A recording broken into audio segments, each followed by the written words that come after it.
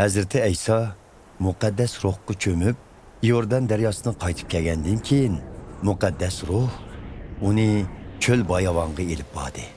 Hazreti İsa u yerda 40 kun shayton tarafidan sinaldi. U bu jarayonda hech narsa yemidi. Bu vaqt to'shqanda uning qo'sig'i toza oshgan edi.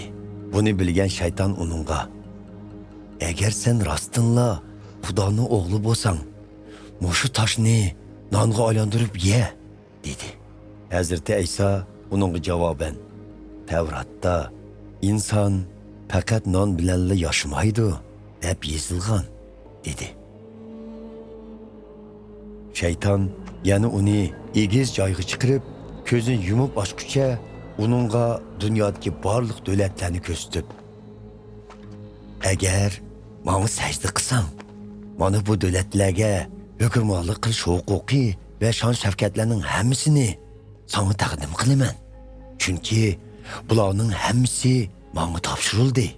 Men uni kimga berishni xohlasam, shuningga beraman", dedi. Hazreti İsa javob berib mundaq dedi: "Tavratda Rabbinglar bo'lgan Xudoga ibodat qilinglar, faqat uningga xizmat qilinglar" deyilgan. Ondan shayton Hazreti İsa'ni Yerusalimga elib bordi va markaziy ibodatxonaning eng egiz joyiga chiqarib mundaq dedi: "Xudoning o'g'li bo'lsang, mushu yerdan sakrab boqqina.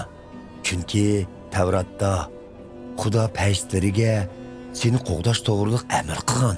Putingning toshlarga urilmasligi uchun seni qo'llarida tutib oldi deb yozilgan emasmi? Tavratda Rabbinglar Xudoni sinab yiqishga bo'lmaydi debmi yozilgan", dedi Hazreti İsa.